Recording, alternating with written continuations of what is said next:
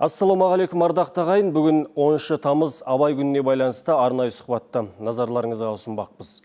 Абай кім? Қазақтың бас ақынын шын мәнінде дұрыс зерттеліп жатыр ма? Бүгінгі буын ұлы ойшылдың қазаққа айтқан сөзін жете түсіне ме? Тақырыпты тарқату үшін студиямызға белгілі актер, Қазақстанның еңбек сіңірген қайраткері Болат Әбділманов ағамызды студиямызға шақырған едік. Қош келдіңіз аға. Қош. Үкіметтің қаулысымен Абай күнін 10 тамыз деп белгілеу нені білдіреді? Бұл енді ресми түрде. Жыл сайын атап жүрміз ғой дегенмен. Енді біздің Абайдан артық кіміміз бар. Руханиятымыздың ең биік шыңы ол Абай. Сондықтан да өте дұрыс деп ойлаймын. Қазіргі таңда Абай танушылар бар, бірақ көп емес. Оны өзіңіз де жақсы білесіз ғой. Хакімді зерттеу, оны бүгінгі буынға насихаттау жалпы қаншалықты деңгейде Абай танушылардың өздері осы еңбекті қаншалықты қазіргі қоғамға бере алып жатыр? Жалпы біз Абай танушы ғалымдардың еңбегі өте зор. Қазіргі күні бұл кезінде кеңестік дәуірдегі Абайға көзқарас болды. Кеңестік дәуір өзінің ыңғайлады Абайдың бүкіл айтып кеткен ойларын, жалпы Абай образын, ол кездегі жазған жазушылар да сол кеңестік дәуір ыңғайлады. Ал негізі шын мәнінде Абай кім? Ол қандай тұлға? Ол халқынан неге шақырды? Халқына не айтты? Оның сөздердің астарында не бар? Біз сондықтан да әр уақытта осы Абай танушылардың еңбегіне үңілеміз. Сонан Мекемтас Мырзахметов бастаған бүкіл Абай танушылар бүгінгі күннің тәуелсіздік алған Қазақстанның, қазақ елінің бүгінгі күнгі Абайын осылай солардың еңбегіне қарап, солардың жазып кеткен ғылыми зерттеулері арқылы біз сол арқылы жол табамыз. Сондықтан да Абай танушылардың еңбегі үлкен зор деп айтамын. Қазір ғана зерттеушілер туралы айтып өттік қой. Енді орта буын бар, үлкен буындар бар. Жас буындар осы Абайды, Абай атамызды зерттеп жүрген жас буынға өзіңіз қаншалықты көңіліңіз толады? Енді әр еңбектің бәрі сіздің алдыңыздан бір өтетін шығар деп ойлаймын мен. Иә, енді бұл жерде бір нәрсені айту керек. Қазіргі жастардың Абайды түсінгісі келуге, оны оқуға жаңағы құлшынысы бар екенін мен байқаймын. Қай жерде болса да ең дегенде бірінші Абайдан бастап жатады. Ол енді жаттау түрінде. Жаттап алды, оқыды, бірақ енді оның әр сөздің ар жағындағы астары немен байланысты?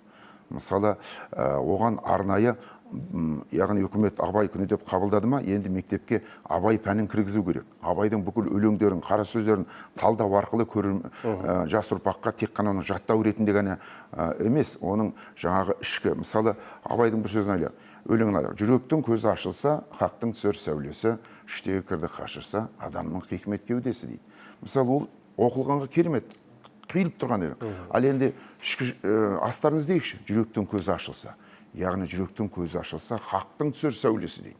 Яғни сенің жүрегің Аллаға жақындаған сайын, Аллаға жақындау үшін не істеу керек? Адам жақсылық жасау керек, жақсы сөз айту керек, әр уақытта сауапты істер жасау керек. Сол арқылы адамның жүрегі тазарады, көзі ашылады. Яғни сен иманың күшейеді. Иманың күшейген сайын сен Аллаға жақындайсың деп тұр Абай. Яғни сондай жақсылыққа қарай, жақсы істерге қарай, сауапты істерге қарай өзінің оқырманын солай тартып отыр. Сондықтан әр өлеңнің астарын өстіп арнайы пән қылып үйрететін болса, бұл тек қана жаттау ретінде ғана емес, бүгін жаттап ертең ұмытып қалатын өлең емес. Оның өмірлік, оның ұстанымы болады. Оның жүрегінде ол өмір бойы жатталып қалады да, сол ізбен, сол бағытпен ол өмірде солай өмір сүре бастайды. Мүмкін ұлттық тәрбие дегенді осыдан бастауымыз керек шығар. Әрине, бұл ұлт қазақ, Абай қазақ. Екеу бөліп алуға болмайды. Сондықтан да міне Абайды жалпы біз қазақ ретінде өзіміз сезіну үшін, қазақ ретінде біз бүкіл әлемге танымал болу үшін міне Абайды оқуымыз керек. Абайдың қара сөздерінің астарының, өлеңдерінің астарын іздеуіміз керек. Бүкіл әлемге танымал болу үшін дейсіз ғой. Қытай Конфуций арқылы қазір әлемге танылып отыр. Ал біз Абайды немесе Абаймен қаншалықты әлемге танылып отырмыз? Осы екі тұлғаның бір айырмашылығын айтып беріңізші, сіз үшін қайсысы кішкене жақынырақ болатын еді? Енді Абайдың бүкіл жазып кеткен қара сөздері болсын, өлеңдері болсын, барлығында бүкіл мамандыққа керек нәрсенің бары бар. Әкім болсаң да, кәсіпкер болсаң да, актер болсаң да, әнші болсаң да, өнер адамы болсаң да, инженер болсаң да, бүкіл дүниені табасын сол жерде. Енді өзіңіз білесіз, Қытай елі сол Конфуций арқылы бүкіл әлемге танылып отыр, соның айтып кеткен өсиеттері арқылы, соның мұралары арқылы. Біз енді оншалықты біз абайды әлі ол жағынан қарағанда біз әлі абайды үйтіп алға ұстай алмай келе жатырмыз. Абайды біз неге бұған себеп не? таңшолпанымыз деп. Өйткені бұған себеп біз біріншіден абайды біз адасып қалдық абайдан. Кеңестік дәуірде абайды біз бір жақты ғана бізге таныстырды.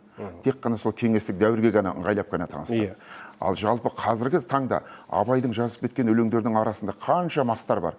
Жаңа өзіңіз Хунфуцумен жаңағы абайдың салыстырып жатсыз. Мысалы, біз әр уақытта пьеса жазсақ та, рөлге кірсек те, біз әр уақытта сол абай танушы ғалымдардың зерттеулері арқылы біз соған қанаттанамыз, сол арқылы бағыт-бағдар ұстаймыз.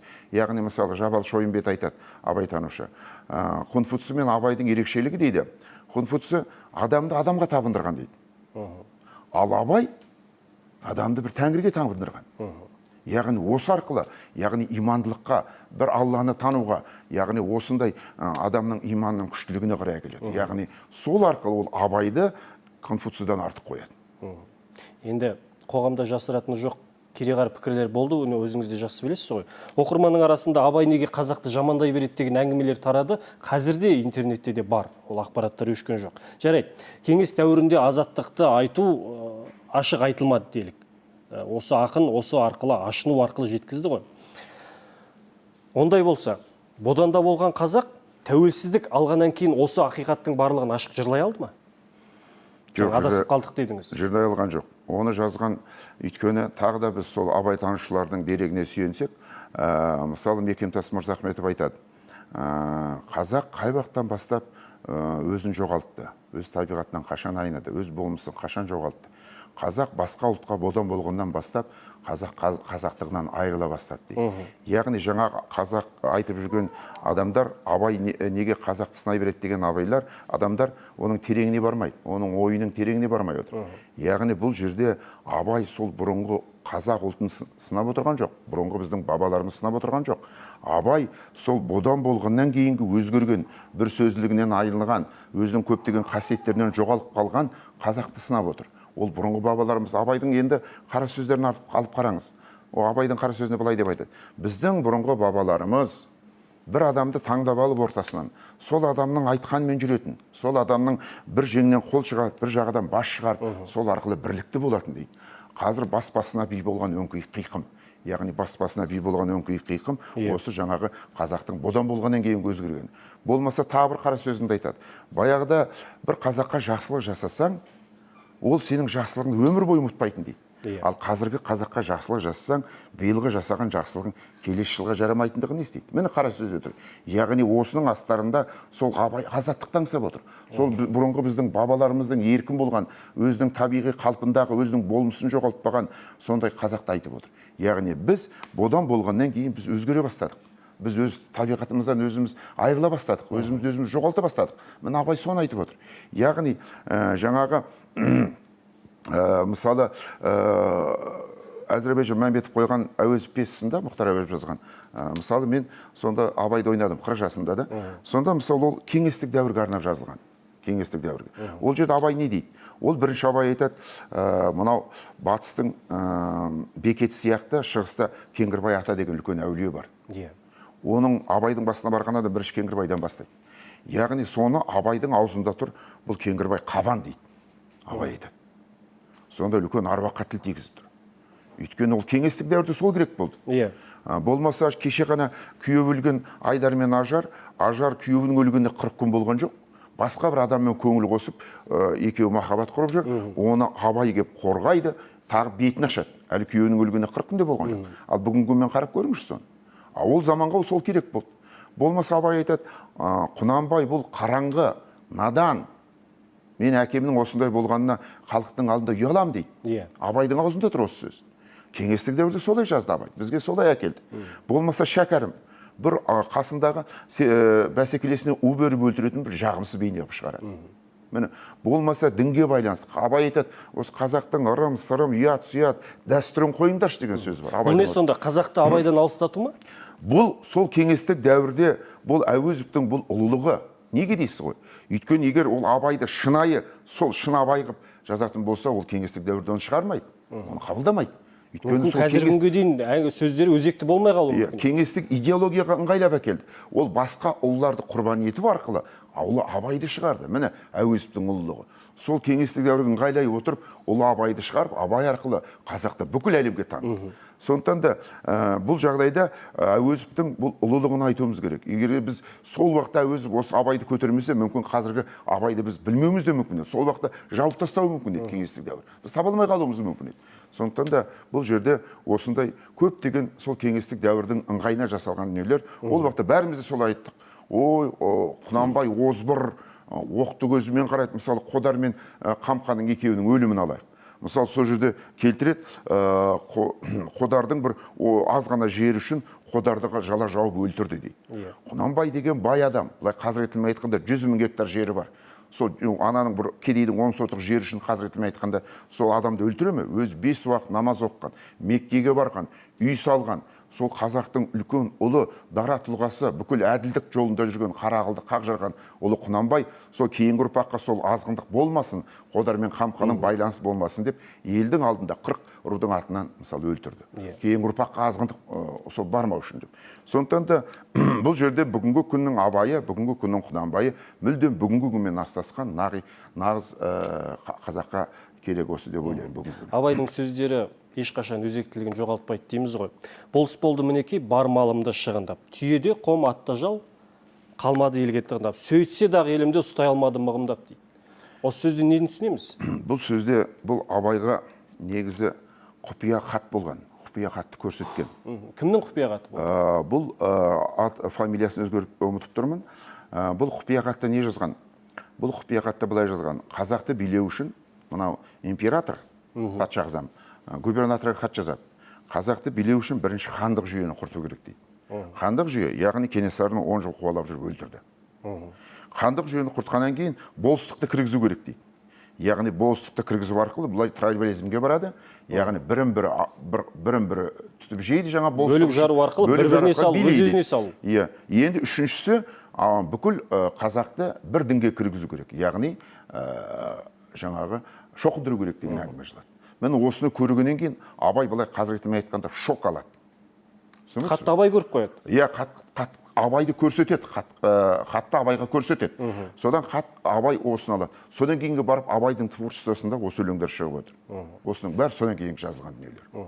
Дәл осы заманға ұштасып жатқан, дәл қазіргі уақытқа ұштасып жатқан бір-екі қара сөзіне мысал келтіріңізші. 29-шы қара сөзінде Абай айтады: қазақтың мақалдарының көбінің іске татырлығы да бар, іске татымақ түгіл не құдайшылыққа, не адамшылыққа жарамайтындығы да бар дейді.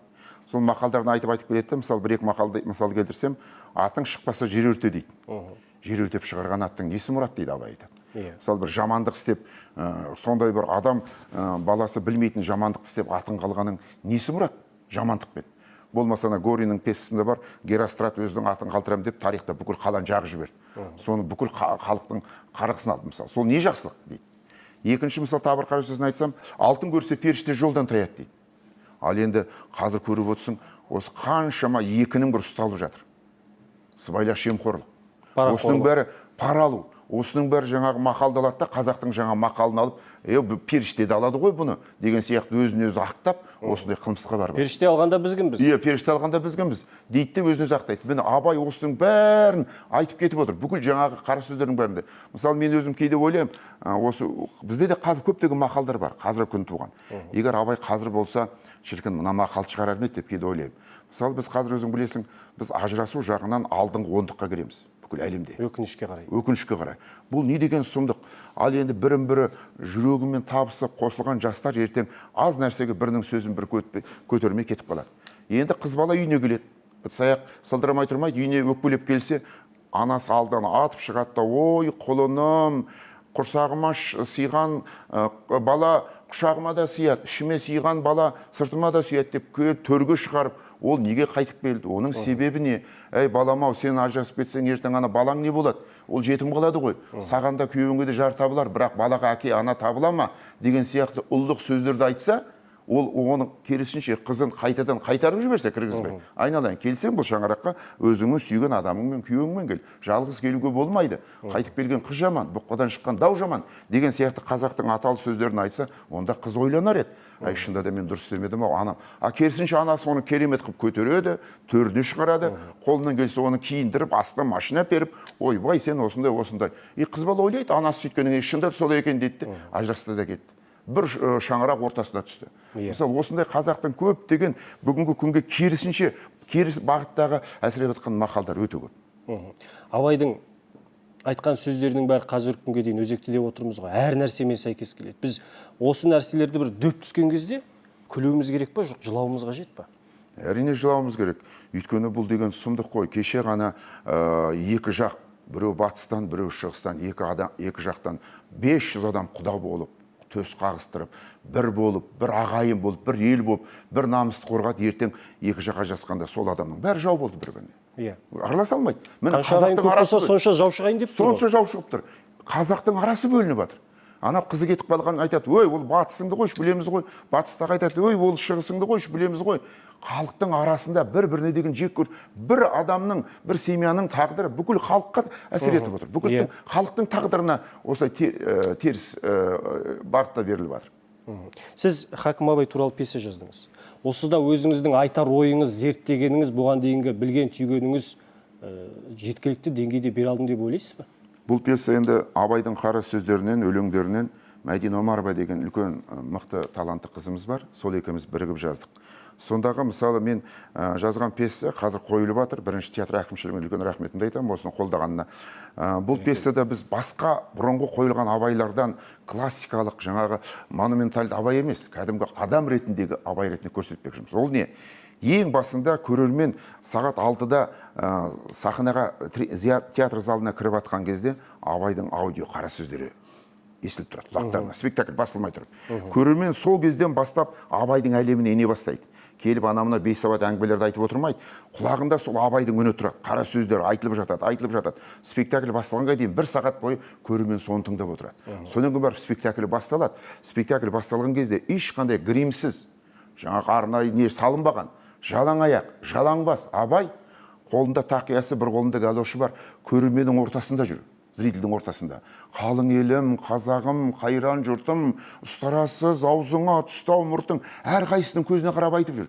Жақсы мен жаманды айырмадың, өз малың өзің ие бола алмадың, бас-басына би болған өңкей қиқым. Бұл неден шығып отыр?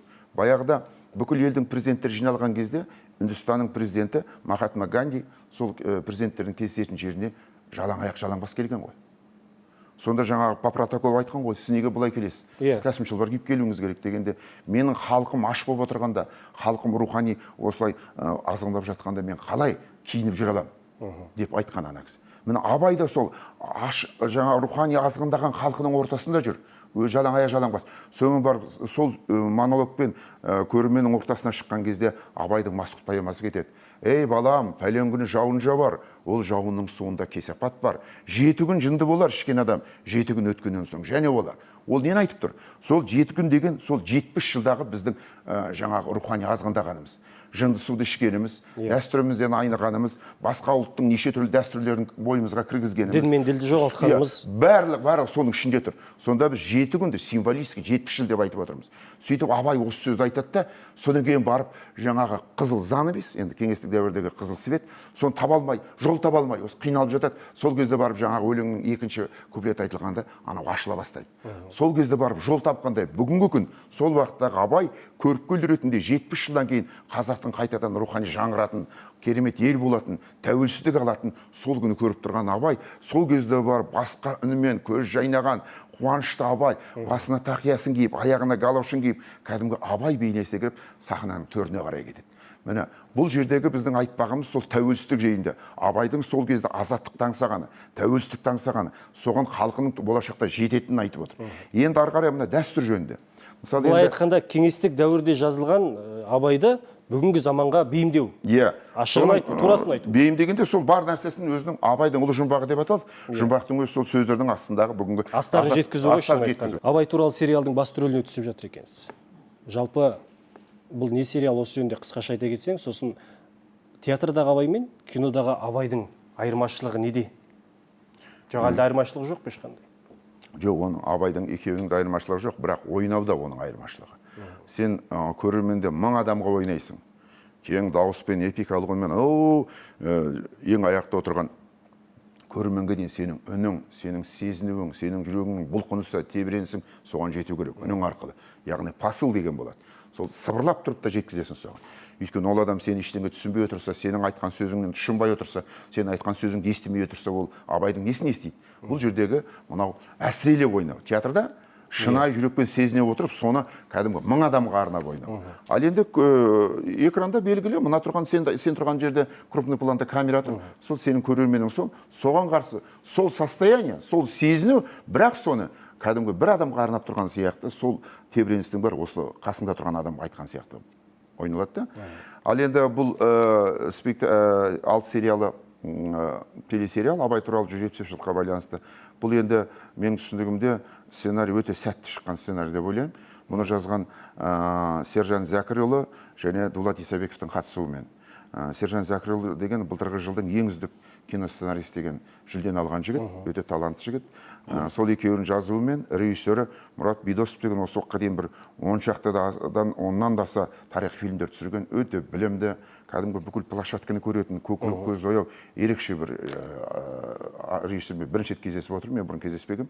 Сол өзіме сол абай рөлі, бұнда енді 60-тан аса персонаж бар. Бүкіл Қазақстанның бүкіл актерлар ойнап жатыр. Атырау, Семей, Астана, Түркістан, Шымкент, жан-жақтан, Жамбыл, Санкт-Петербургтан орыстар келіп ойнап жатыр. Генерал-губернаторлар, Михайловс деген үлкен образдар бар. Сондықтан бұл кино құдай қаласа жаман шықпайтын шығар деп ойлаймын. Көрерменге қашан жол тартады? Енді осы тамыздың аяғына дейін біту керек. Содан кейін осы биылғы жыл міндетті түрде жол тартады ғой. Бұрын әр адам рухани азық іздейтін, әркімнің өз әдебиеті болатын, әркімнің өзін оқитыны болатын ғой енді. Қазіргі жастар кімді үлгі тұтады? Кімді сүйсінеді, кімге қарайды? Сіз осыны қаншалықты байқап жүрсіз бүгінгі жастардың бойынан? Мен кейде байқаймын, осы жастар ана өзінің телефондарына менің аудиозаписім бар, қара сөз, 45 қара сөз. Соны қойып тыңдап жүретін жастарды мен көп көрдім. Ол бар, оны жасырмаймын. Бұл яғни жастар, қазіргі тәуелсіз жастар, біз сияқты кеңестік дәуірде өстіп, қорғаншақтап, аузындағысын айта алмай, ішіндегісін шығара алмай жүрген жастар емес, тәуелсіз, емін еркін өскен жастар. Сондықтан да осы абайдың қара сөз арқылы, өйткені қазіргі жастар менің бір көңілім толмайтын бір нәрсе, мына біздің қазіргі ақындардың бәрі жылауық. Жылайды да отырады. Бір кішкентай ғана өзінің басындағы бір жай ғана көңілінің қалған үлкен өлеңге әкеліп, соны үлкен трагедия. Қағазға түсіре салады. Ой, мен анаған звондап едім, ол маған қарамай кетті, телефонды алмай кетті. Ой, өлдім, енді бұдан кейін өмір бар ма? Енді соны жастар оқиды. Мен жас актерлық айтамын, айналайындар, рухты өлеңді оқсаңдаршы. Кәдімгі еліңді, жеріңді, отаныңды сүйетін өлеңді оқ. Қыздар да сол жылау. Біздің жастар осылар кетіп қалмаса екен деймін, пессимист болмаса екен. Елің, халық үшін. Біздің кезімізде отанды қорғау деген үлкен қасиетсіз болатын. Біздің кезімізде армияға бармаған жігітті біз жігіт деп есептемейтінбіз. Бүкіл актерлардың бір армияға барған. Мен Тұрмақ Сағи Әшімов, үлкен жұлдыз, мемлекеттік сыйлық алған, Шоқанда ойнаған, Әшімовтің баласы. Соған қарамай сұранып армияға барды, танковый войска. Қазір енді армиядан қашатын жігіттер бар енді. Армиядан қашады. Енді анандай өлеңдерді оқығаннан кім барады армияға? Кім отанын қорғайды? Бәрі жылайды да отырады. Ал енді мына абайдың өлеңдерін оқу арқылы, абайдың қара сөздерін оқу арқылы адам үлкен рух алады. Үлкен өмірге деген бір үміт пайда болады. Үміттің алтын жібін ұстайды. Яғни кішкентай ана мұны болып жатқан дүниенің бәрінен жоғары тұрады. Еркек деген, ер азамат деген өзінің бойындағы трагедиясын ешкімге көрсетпеу керек. Менің әжем айтатын, балам, еш уақытта біреуге өзің жағдайыңды айтпа. Ой, анау кредит төлей алмай жүрмін, үйім жоқ, жағдай жоқ, айлық жоқ деген сөзді айтпа. Сен жігітсің, сен жігіт сияқты жүр. Алла та көкірегін көтеріп жүр, Алла көкірекке береді. Сен еш уақытта төмен, мен жалғыз баласы болдым біреудің. Сол өсіргенде мен әжем. Сондықтан да мен осы жастарға да осыны айтқым келеді. Біз мынау кішкентай болмайтын нәрсе үшін бүкіл, міне қазір өзің ойлашы, суицидтан қазір тағы да біз алдын қондыққа кіреміз. Бұл не деген сұмдық? Өкінішті жағдай. Яғни көркем кітап оқу керек, рухани дүниені байыту керек, сол арқылы абайды оқуымыз керек, сол арқылы мынау тарихи біздің бабаларымыз ел үшін, жер үшін қалай күресті, қалай жанын пида етті Алаштың арыстары, солардан үлгі алуымыз керек. Қазіргі жастарға абай кеш жетіп жатқан жоқ па? Баяу жетіп жатқан жоқ па? Енді ол әр жаңағы ортаға байланысты, талпынысқа байланысты. Егер мектептен бастап, жаңа мен айтқан пәнді кіргізіп, сол кезден бастап, сол тіпті керек десең, ана бірінші алғашқы сыныптан бастап құлағына құйса, ол абай деп өседі. Абайдың творчествосымен өседі, абайдың рухымен өседі, абайдың үнімен, абайдың лебімен кетеді. Сонда ол жаңағыдай боркемік, не болса соған өзін өзі қол салу, болмаса болмайтын нәрсеге сынып кетпейді. Үлкен рухты азамат болып шығады. Әңгімемізді қорытындыласақ. Қазаққа ескіргенде абай ескірмей ме? Абай еш уақытта ескірмейді. Абай әр уақытта қазақпен бірге. Мен жаңа пьесамның аяғында абайды тірілтіп әкелемін. Жаңа Әбдірахманнан кейін ол өлді ғой енді. Содан кейін абай қайтадан үлкен тау тұлға сияқты қайдадан шығып, бір асқар тау сияқты болып, бүгінгі күнге өзінің сәлемдемесін жолдайды. Бүгінгі күнде азаттық аңсаған, тәуелсіз алған, болашақта қазақ елі сол үлкен ұлы көшті ешкімнен қалмайтынын айтып кетеді. Сен де бір кірпіш дүниеге кетігін таптап арқалан деп, сол көрерменнің әрқайсысымен қауышып, яғни абай мәңгі тірі, оның орнымен бірге, оның айтқаны әр уақытта бізге алдымызда жаңағы шамшырақ сияқты жарқырап тұратын. Көркем дүние солай біту керек. Еш уақытта көркем дүние пессимист болып жылап, ой өлді қалды, емес. Рух, үміт алу керек өмір. Көркем дүние деген әр уақытта адамның болашағына үмітіне бір сәуле түсіреді. Онда өзіңіз айтқан осы бір рухты өлеңмен хабарымызды аяқтасақ. Алланың өзі рас, рас сөз еш уақытта жалған болмас. Көп кітап келді Алладан, оның төрті, Алланы танытуға сөз айырмас. Махаббатпен жаратқан адамзатта, сен де сүй ол Алланы жаннан тәтті. Адамзаттың бәрін сүй, бауырым деп, және хақ жолы осы деп әділетті. Алланың, пайғамбардың жолындамыз, ынтамызды бұзбастық иманымыз, пайда, мақта, нәвіс қой, шайтан ісі, кәне біздің нәпсіні тиғанымыз. Алла шыңды айтқызбай біледі ойла, пендесіне қастықпен кінә қойма, распенен таласпа, мумин болсаң, ойла, айттым, адамдық, атың жойма. Болат аға, студиямызға келгеніңізге, уақытыңызды бөлгеніңізге сізге көптен көп рахмет, шығармашылық үлкен табыс тілеймін аға. Аман болыңыз. Қазаққа айтарыңыз болса мархабат, бір сөзбен. Аман болайық. Еліміз заман тыныш болсын. Осы бір сынақтан аман есен өтіп, барлығымызды сол қазақтың қасиетті киелі сахнасында бас қосуымызға Алла тағала нәсіп етсін. Әумин.